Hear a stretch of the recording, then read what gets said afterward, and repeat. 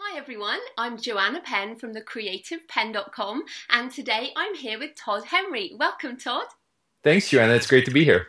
Super to have you on the show. So just as an introduction, Todd is the best-selling author of Die Empty, Unleash Your Best Work Every Day, one of Amazon's best books of 2013, and also Accidental Creative.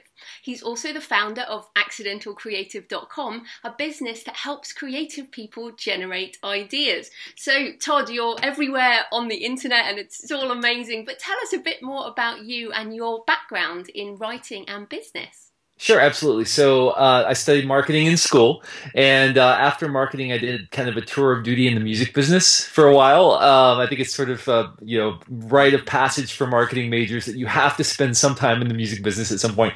And then through a long series of events, ended up leading a creative team, a group of creatives, designers, writers, and was trying to figure out how to help them be more effective in what they do every day. And we were working very long hours. We were working 60-hour weeks and longer. And I started asking some of my creative director friends or at agencies around town, hey, how do you keep your teams engaged? How do you keep them fresh? How do you keep them charged up and excited about the work? And they looked at me like I had two heads. I mean, they're saying, well, what do you mean? We don't worry about that. We just, burn through people and bring in a fresh crop of creatives. And I thought, well, that doesn't seem right. That doesn't seem like the way to really invest in people as a leader. It doesn't seem like how you could help them, do their best work. So I started doing some research about how effective creative professionals, people who produce tremendous value over the long term, seem to be able to do that. Are there some commonalities there? And then as a leader, what are some things I can do to begin helping my team do that as well, and began implementing some of these practices. And then, because I was having difficulty finding any kind of conversation about this, any kind of resources to help me do that, I created a podcast in 2005 called The Accidental Creative. And the idea was to start a conversation about creating in the marketplace. So what does it look like for people who have to go to work and write every day? They have to design, they have to lead teams or build products. How can they be more effective? Started this podcast, kind of forgot about it, frankly. I mean, it was just, I wanted to kind of vent and get some ideas out there. Came back about a month later looking for podcasts to listen to, some business podcasts. And I discovered this podcast called The Accidental Creative that was one of the top business podcasts on iTunes. And my first thought was, oh no, I stole someone else's name. I can't believe I didn't check first, right? But it was my podcast, and there were apparently thousands of people listening to it. And so that pretty quickly, I'll sort of short circuit the story a little bit, that pretty quickly turned into me being invited to come and spend time with teams, helping them generate ideas, which then really became my business several years ago, and then spent several years doing that. The books came along shortly thereafter, and that's pretty much what I'm doing now, is helping creatives and teams generate ideas more effectively and be more productive in what they do on a day-to-day basis. So that's kind of the short version of it. Which is fantastic. And I mean, most of my listeners write books, fiction and some non-fiction. But, Yes. in general, we're kind of book authors and I guess less business people, although I'm trying to educate people on the whole entrepreneurship side of things. But let's get straight into Die Empty as, the book. Just give us a sort of high-level pitch about the book, because the phrase could probably be quite scary for some people. Yeah, I think it's a bit of a hurdle, I think, for some people. And that was an intentional choice. When I talked with the publisher about the book, we were really trying to decide, are we going to call it Die Empty? That was kind of the going title, and we were trying to figure out, is this what we're going to do or not? And, we really felt like it was provocative. It was something that would really cause people to think. But it also, obviously, there's some negative psychology going on there, especially with, the big box retailers, book retailers and whatnot. They're going to really buy into a book called Die Empty. But the general idea of the book is this. Listen, we all have a finite amount of time on Earth, and we all have a finite amount of resources to spend in the pursuit of whatever it is we want to do. So if we're writing books, we have a finite amount of time to get those books out of us, get them into the world, and provide value to those around us. And several years ago, a friend of mine was leading a meeting, and he asked this kind of out of the blue question in the meeting. He said, what do you think is the most valuable land in the world? we're all thinking, that's a weird question. I don't know, you know. And he said, well, I think the most valuable land in the world is the graveyard. I think it's the cemetery, because in the graveyard are buried all of the unwritten novels, all of the unlaunched businesses, all of the unexecuted ideas, all of the things that people carried around with them their entire life. And they thought, well, I'll get around to that tomorrow. I'll start that tomorrow. And they pushed it and they pushed it into the future until one day they reached the end of their life, and all of that value was buried with them, dead in the ground, never to be seen by human eyes. And that day I wrote down 2 words. I put them on the wall of my office. I put them in my notebook. And those 2 words were die empty. Because I want to know at the end of my life, when I reach that bookend of my life, I'm not taking my best work to the grave with me. I've done everything I can on a daily basis to empty myself of whatever's in me, to provide value to people around me. If it's something I need to write, something I need to say to someone, a loop I need to close, I want to make sure I'm doing whatever I can on a daily basis to get that out of me, so that when I reach the end of my life, I can die empty of regret about where I put my focus, my assets, my time, and my energy. That I've spent myself in the pursuit of something worthy. I've built a body of work that I can be proud of. So that's really what die empty means. It's not, collapse exhausted across the finish line. It's no, you want to be able to die empty of regret about where you put your most valuable resources. And unfortunately for a lot of people, Joanna, they're not as intentional as they should be about how they spend those finite resources. And they look back on their life and they realize they made decisions out of fear. They made decisions out of comfort. They made decisions that weren't really in the pursuit of something they knew was the right thing. Instead, they chose a different path. And they end up regretting that deeply. And so what I wanted to do was articulate some of the ways that we can be intentional about spending our resources in the pursuit of what matters most to us. And I completely agree. But it's interesting right now, there's a bit of a meme going around, I don't know if you've seen it, saying the Charles Bukowski quote, "Find what you love and let it kill you," Yes, which is the quote's going around. And it made me think of your book. But I wonder, what do you think the balance is between that giving of your all kind of every day and also needing to recharge and refresh our kind of creative wells? Yeah, there's definitely a rhythm there. And that was really the first book, The Accidental Creative, was really about the idea that we need to have rhythm in our life. We can't be going 24/7. We have to have rhythms, like you said, of filling the well, of recharging ourselves, sharpening our mind, developing our skills, sometimes just kicking up our legs and watching television for a while. Whatever it is that we need to do to recharge ourselves, to position ourselves to be effective when we need to be, we have to take all of that into account.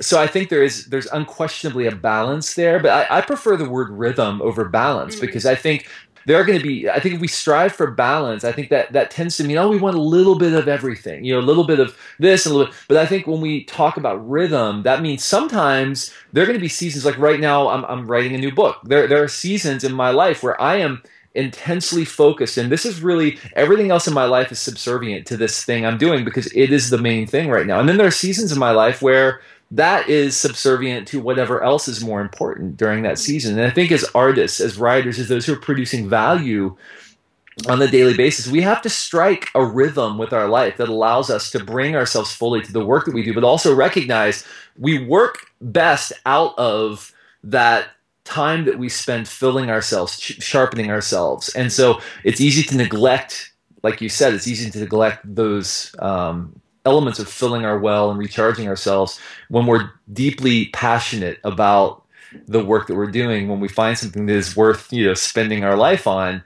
But that's exactly when we need to be disciplined enough to say, okay, well, yes, I could work on this until 11 o'clock this evening and get up at 4 in the morning and start working again. But I also recognize I care enough about the work that I'm going to take the time to step back, recharge my well, reframe my perspective, and then re-engage again once I'm charged up. And I think that's an element of learning to be a mature creative, is knowing when to step back and to say, I could kill myself doing this, but I'm not going to do my best work that way. Instead, I'm going to recognize this is really more of a marathon than a sprint.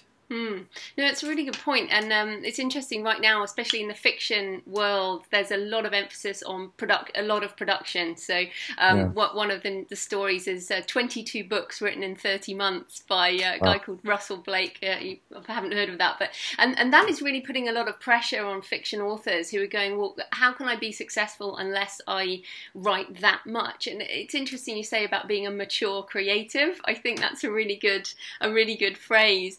But I did actually want to ask you something more specific around, you talk about work being split into mapping, making and meshing, which I liked. And I mean, creatives are normally quite good at making, but not necessarily the other bits. So I wondered if you could talk a bit about those other two.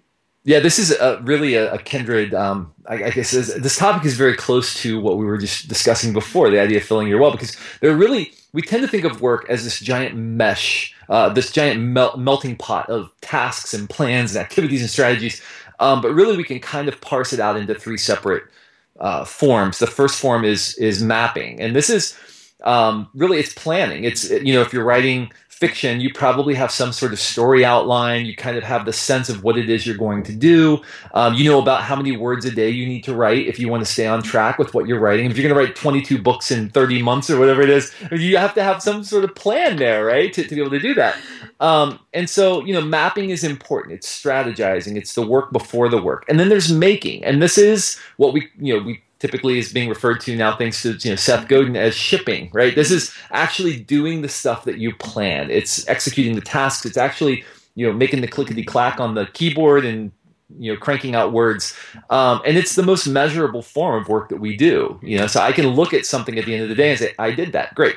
And so we tend to think of work as those two things, mapping and making. So I plan and I do. I plan and I do. And if you just do that, you're going to make progress, but over time, you're going to see diminishing returns on your efforts because you're ignoring the third kind of work. And the third kind of work is what I call meshing.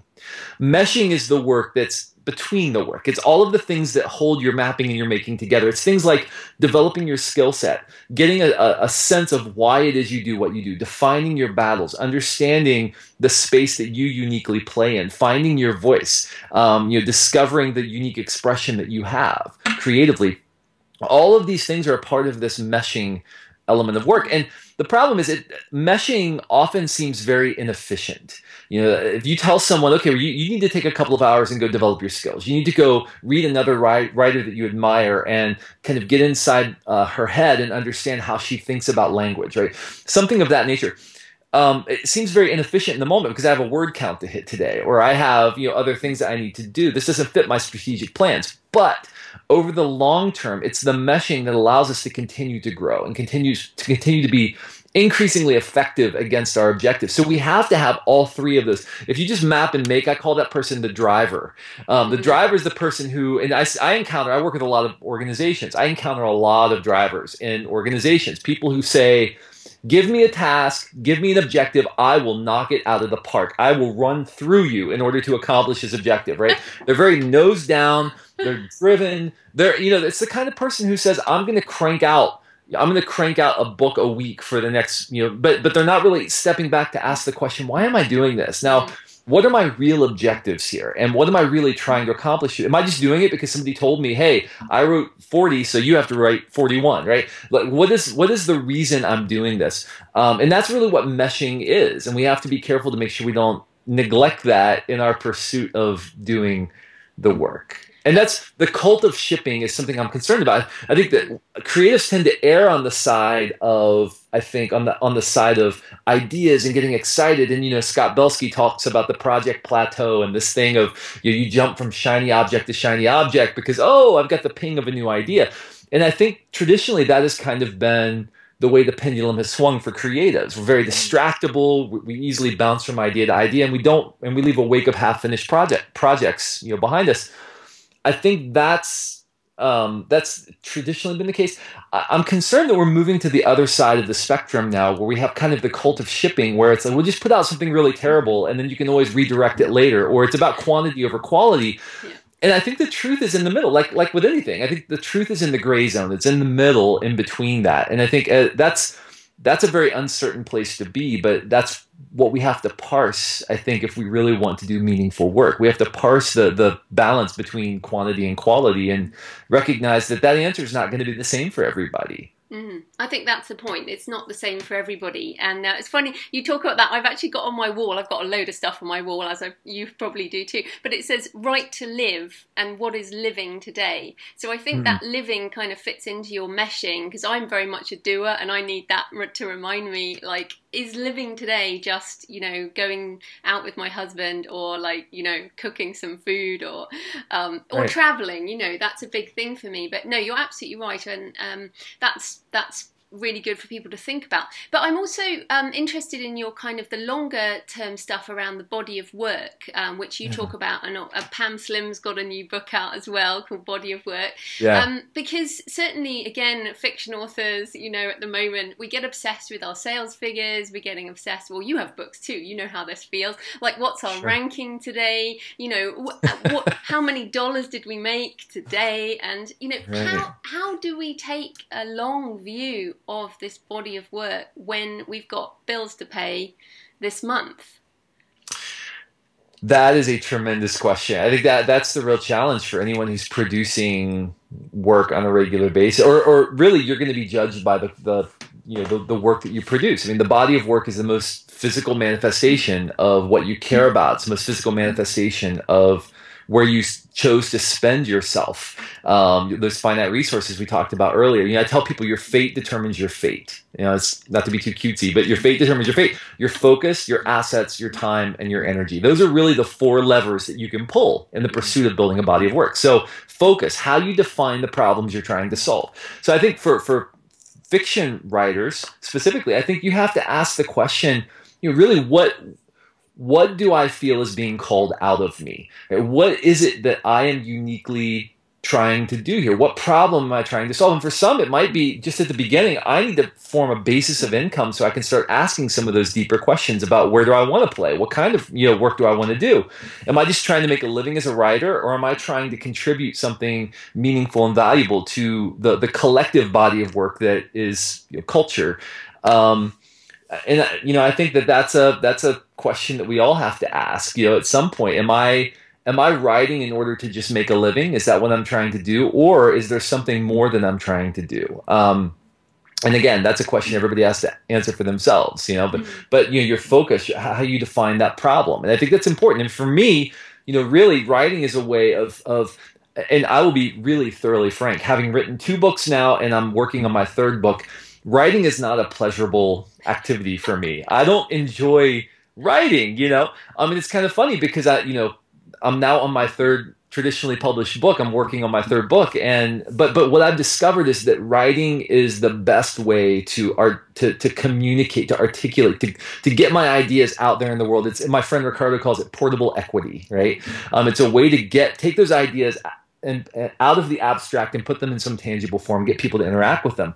And so, for me, that's, how I define the problem I'm trying to solve, trying to free up creatives to be more of who they are. Well, the best way for me to solve that problem is to get something in their hands that they can interact with. Okay. So, your assets, your physical resources, those are your relational resources, your financial, those are finite, and how you spend them, contributes to that body of work. Your time, 168 hours a week. So we can choose, okay, if I'm going to say I'm going to write so that I can make a living, which is fine. That's great. Am I also going to dedicate an amount of time to writing things that just charge me up, that are more exploratory, that may never be seen by the world, but they're allowing me to shape my voice and find a new way of expressing myself. So that way my writing doesn't become all about making a living. My writing can also be something I do on the side as a way to kind of shape and refine and experiment. And then that may find form in my, writing that I share with the world at some point or not. But then finally, my energy. How am I positioning myself to bring more of who I am to what I do, which often means being very selective about the projects I choose to take on. And so each of those 4 elements are what build our body of work, ultimately. Those are the 4 levers that we have to pull. And that body of work is any place we add value in our lives. So it's not just our job, in this case, writing. For me, it's working with companies or working with individuals or speaking at conferences or whatever it is.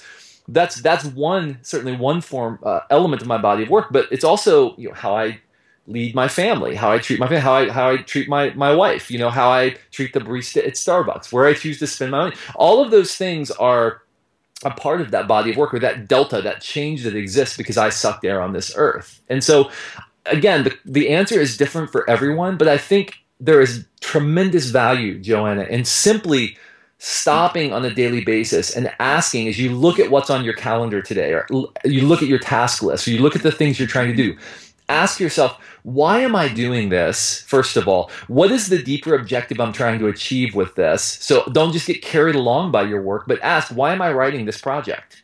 And if you can be honest with yourself and say, I'm writing this project because I know this project is going to sell, and that's going to provide me then with greater assets to be able to spend in the pursuit of building a different body of work, right? But it's okay to be honest with yourself about that and say that.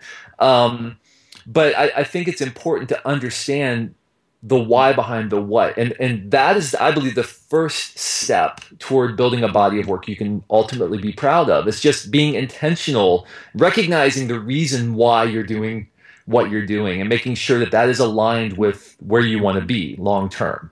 So I don't know if that gets to the answer or not, but I mean, for me, that's, the most important thing that I work on with creatives is just helping them understand how not to be carried along by their work, but instead to define their work on a daily basis and make sure that that work reflects what they care about. And if it doesn't reflect what they care about, at least make sure that it is in some way contributes one brick in the wall of their body of work that's helping them get to where they ultimately want to be.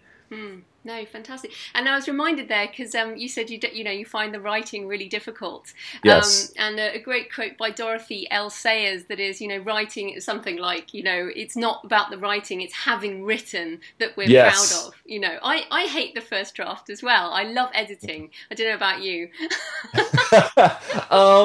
Yeah, I will say editing is a much easier process because very often, and this happened with the new book, with Die Empty, to be completely frank, when I finished the first draft, I turned it into my editor at Portfolio, Penguin, and I said, yeah, what do you think, right? I don't know, because you're so close to the work. And one thing I've discovered is that we are profoundly terrible judges of the quality of our own work, because we're so close to the work, and we need objective voices in our life. Like, I need an objective voice to tell me, hey, you need to stop feeling bad about this because this is actually really good, and I think we can make it better. And then it's funny, when I went back to do the audiobook version, to record the audiobook for Die Empty, as I was reading it, it almost felt like someone else's book because I hadn't read it in a few months or 3 months, and as I was reading, there were unfamiliar sentences and things I'd forgotten that I'd written, and I had this thought of, oh, this is actually pretty good, right? Because I was distanced from it, and I realized, wow, this is a book I would want to read, which I think for any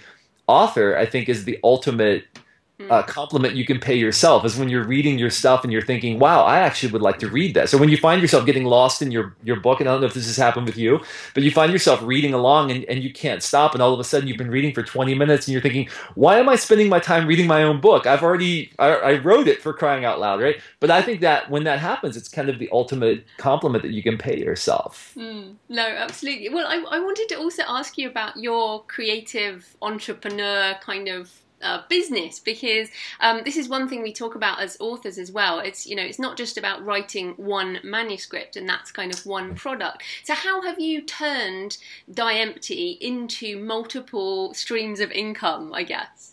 Right. Yeah. So I'm a little bit unique in that I think for nonfiction writers, it's the biggest market for what I do is with companies and associations, organizations. So I spend a lot of my time out with companies, with teams, or with speaking at conferences for 1,000 people or whatever, who want me to come in and share kind of the top level principles from the book Die Empty with their crowd, that inspire them, to challenge them to think differently about their work.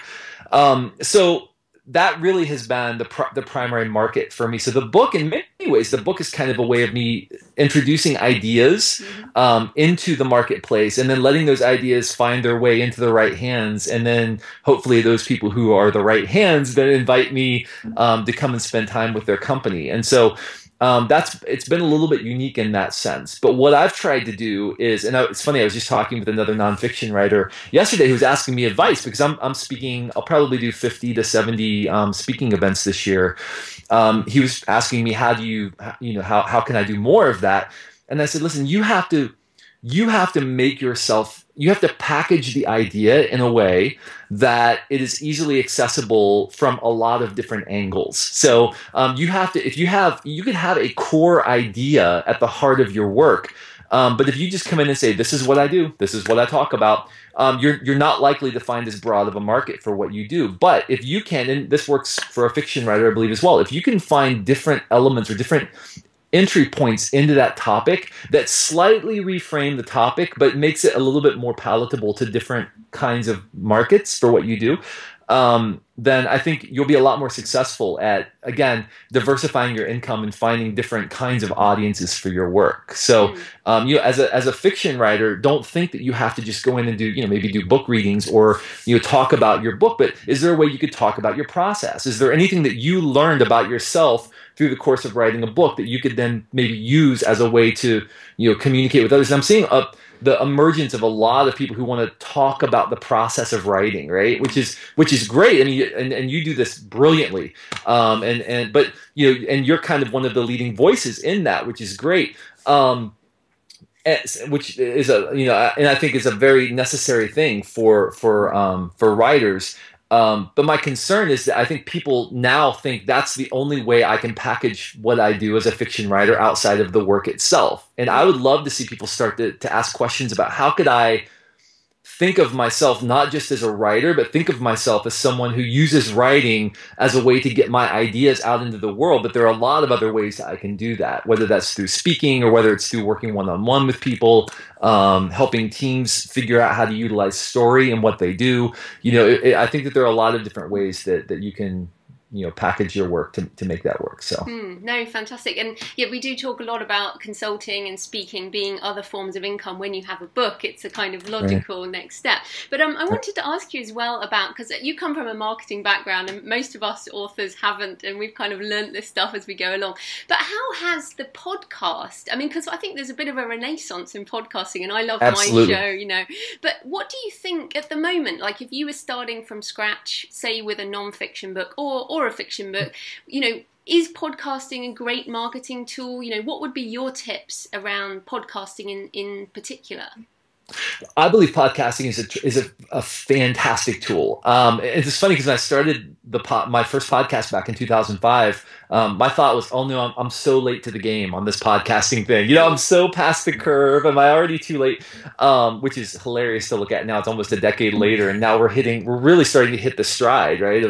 The technology hadn't caught up yet, I think, with common technology hadn't caught up with like the tech crowd on this podcasting thing. And I think now we're seeing it's a lot easier to subscribe, and audio's experiencing kind of a resurgence. But I think podcasting, personally, I feel like is maybe the best medium for getting yourself and your personality and your message out there, because it allows people to form a personal connection with you. It allows people to not feel like they're just interacting with your work, but to actually get to know you and to get to know the person behind the work itself. And sometimes it's easy. I mean, it's easy to hide behind your writing, right? To hide behind clever turns of phrases. But there's something just genuine and authentic about audio, about video, that takes some of that away. And so, the listeners to the Accidental Creative podcast are a fiercely loyal group of people. And it's, we don't have an audience like, This American Life or,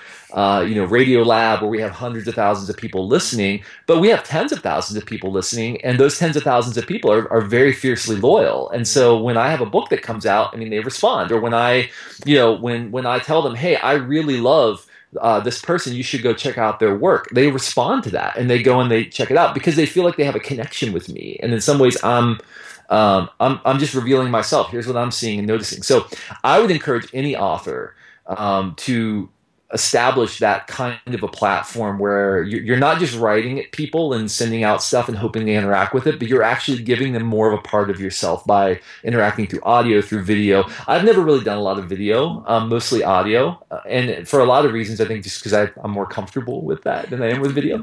So you can choose your medium, and I think it's a tremendous way. I think any author should be doing that because it allows the audience to feel that personal connection. And I think reading your own audiobook like you've done, which again, it's probably easier for non-fiction because you don't have to do accents and different voices and stuff. But Right. I think it is a very good way for the listener to get the sense of your book.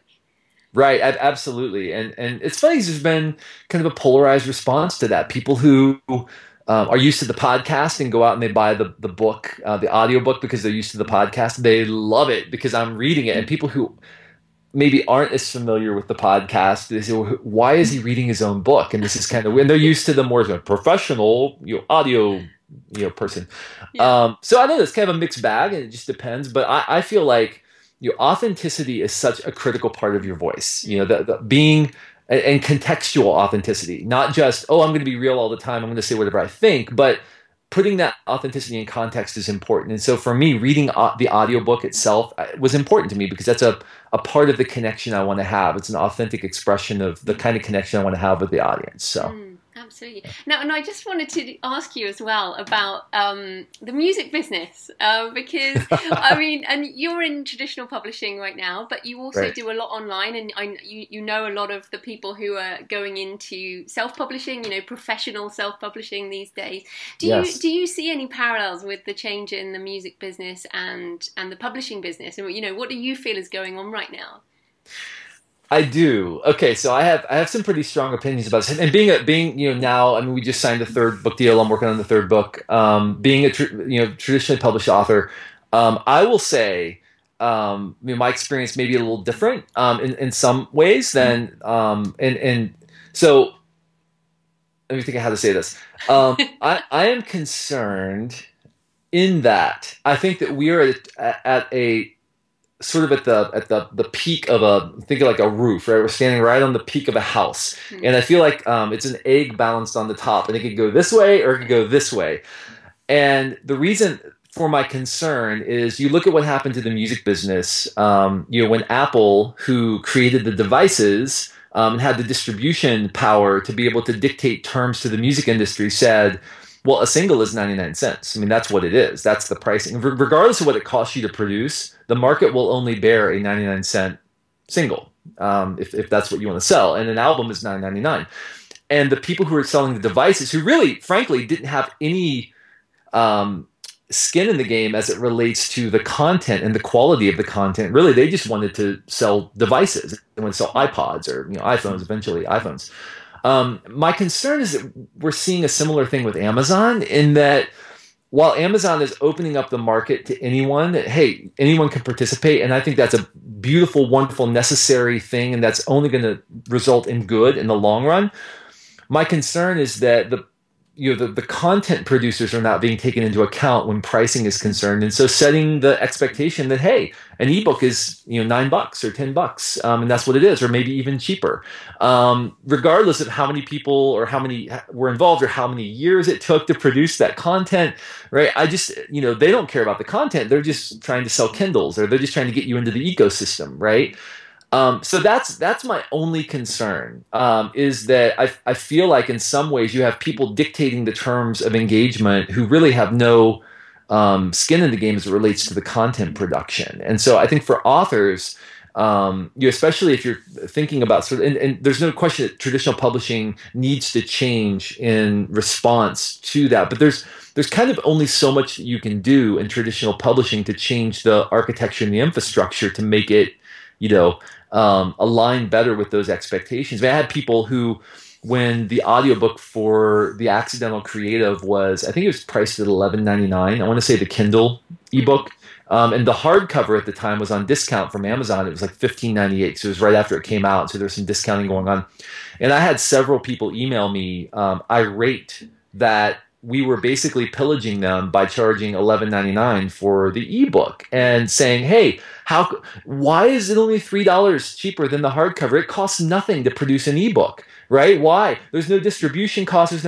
And I tried very lovingly to respond to them and say, listen, I mean, the cost to produce a hardcover book and distribute it is just a small fraction of the actual cost of producing the book. The biggest part of it is, the 1, 2, 3, 4 years it takes the author to write the book, all of the editors involved, the designers involved. I mean, all that whole process of trying to get the book to market is really the biggest part of the cost. And so, again, I don't want to live in a world where it's okay to just, we're just going to scrimp on editorial, we're going to scrimp on design, we're just going to crank something out and put it out there because that's really all the market will bear. I don't think that the market will bear that for very long because it's going to affect the quality.